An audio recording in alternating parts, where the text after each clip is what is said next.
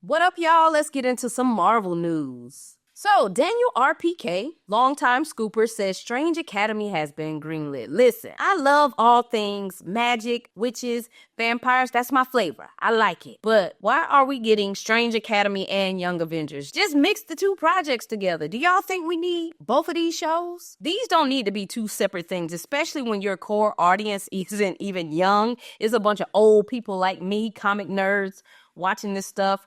Do not roll the dice on these two projects. Just mix these things together some kind of way. Hell, I don't know. You can have one episode where America Chavez is at the Strange Academy learning her craft, and then somehow she ends up with the Young Avengers. We don't need both of these shows. Yeah, that's crazy. Even though I would love to see a Strange Academy show, Brother Voodoo, you could have Madison teaching like yoga or something. Wanda can be teaching about reality warping skills. Agatha could be teaching about witchcraft. You know what?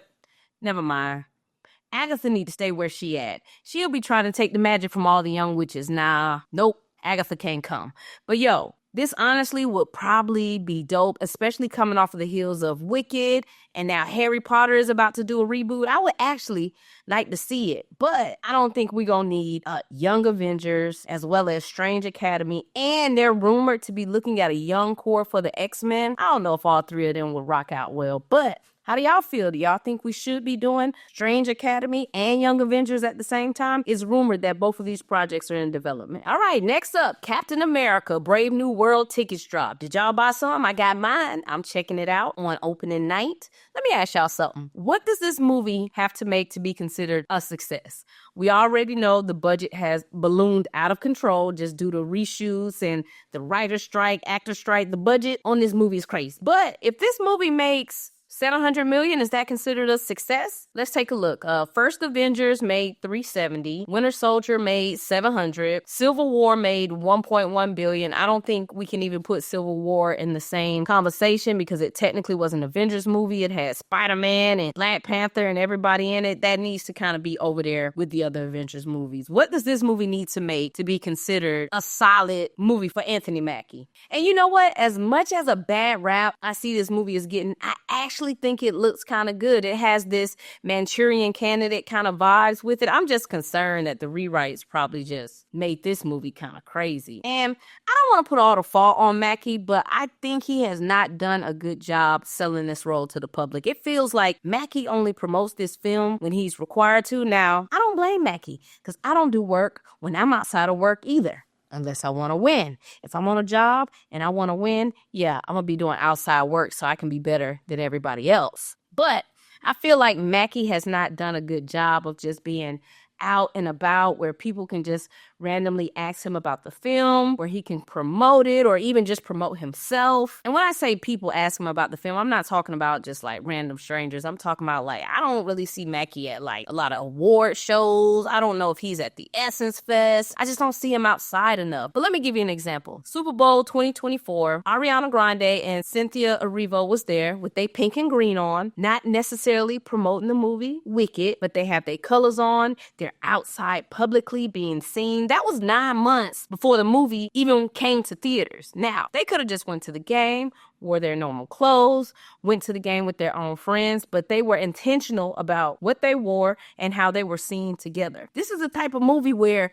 you can't start promoting it a month ahead of time, which is what's happening right now. Now he's doing press and things like that. If I was Mackie last year, every day, I'd be walking around with my wings on. I'd be wearing hats with the shield on it. I'd have on Captain America t-shirts. I'd call TMZ and tell them I'm working out. When they pull up, I'd have on Captain America shorts, just so people can see that I really care about this movie, this character, and I want to win. Like, bro, get people excited to want to support you. Let kids see, feel, touch you so they can be like, dang, I met Captain America. I really want to see this film. Yo, months after Black Panther came out, Michael B. Jordan was in Alabama and he just popped up on a bunch of school kids and they was excited like, yo, that's Killmonger. Michael B. Jordan was the villain. And he was just outside popping up on kids because some people just get it. And I don't want to say Mackie don't get it. I just think that I don't know, man. I don't know, Mac. I don't know about Mackie, man. But are y'all going to see Brave New World?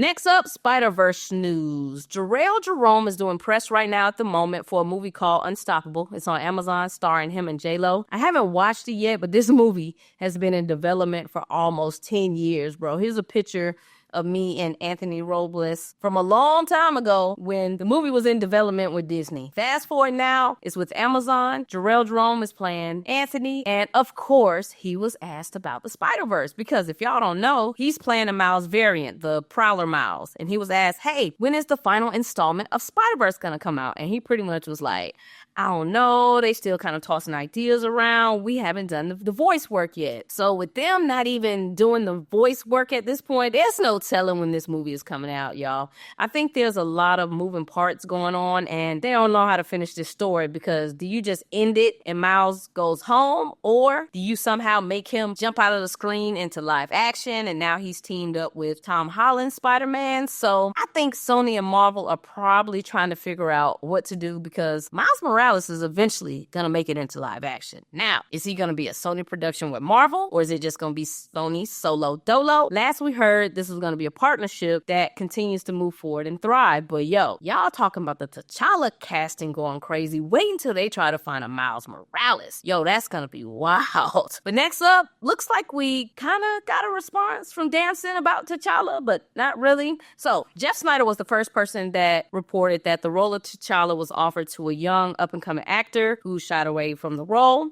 Jeff heard this through a talent agency, and pretty much what happens is these studios and talent agencies are in constant contact about potential jobs. So someone told him that a young actor shied away from the role, and whoever it was has a lot of upward momentum, and they didn't want to take the role at the moment because they didn't want it to kind of stop the pace that they was moving up, and that this possibly was going to be a multiversal recast. But he did say, hey, I don't know, maybe the role was for the son. I'm not really sure, but I'm also hearing maybe it was multiversal. So he's not really sure. All he knows is somebody told him that they're looking for a T'Challa and they've offered it to someone and someone kind of turned it down.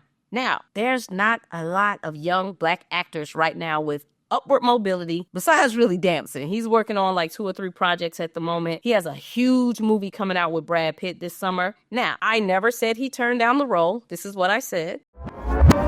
On good merit, I have heard from 2 separate people that Damson Idris has 1000% been in conversation with Marvel in 2024. Now, the kicker is, I don't know if Damson has been in conversation with Marvel about T'Challa, but they said he has definitely met with Marvel. He is the person I think Jeff Sneider is talking about who may have declined the offer. Because where it stands at the moment, what else are you talking to Damson Idris about? Brother Voodoo? Now, my sources are 1000% legit, okay? There's so much I know about Marvel is crazy. You'd be surprised how much people talk. People who currently work for Disney or has worked for Disney in the past. Some of my prior jobs, we've had strategic partnerships with Disney. So everybody talk. Before all the scoopers got it, I'm like, yo, I'm hearing there's going to be a T'Challa Jr. and Wakanda Forever. They're filming in Puerto Rico. I put that out. A lot of people didn't believe me. Weeks later, the scoopers got it. So I say that to say when Jeff is reporting what he's reporting, there's a high percentage that what he's hearing is correct. Now, I ain't saying Jeff get everything right,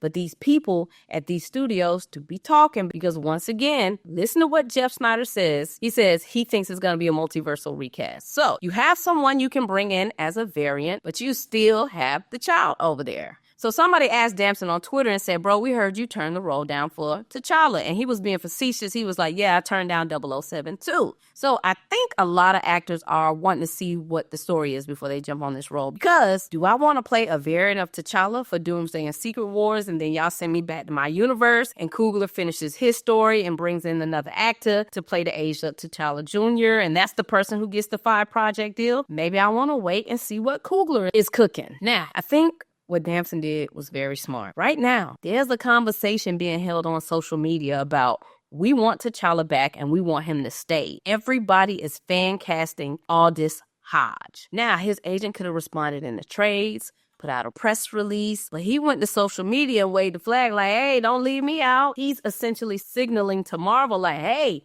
don't take my name fully out contention. I want the long-term game. I don't want the 2-movie deal. I want the big deal, the 5 projects. So man, oh man, it's amazing the power of social media. Damson hasn't been on Twitter for a month. He comes out and responds to a rumor, but not very directly. He never said, yo, I haven't talked to Marvel. So I say for the next 2 to 3 years, there's going to be a lot of moving parts and changes. There's going to be a lot of rewrites. And what Marvel is trying to do is crazy, massive, and nearly impossible, because how do we get from here to Secret Wars in 2 years is crazy. It's insane. And yo, I also wouldn't be surprised if they bring Jonathan Majors back. I think all the chips are on the board. They saw how everybody got super excited when Wesley came back on the screen. I think they're watching and they're seeing how everybody is talking about T'Challa.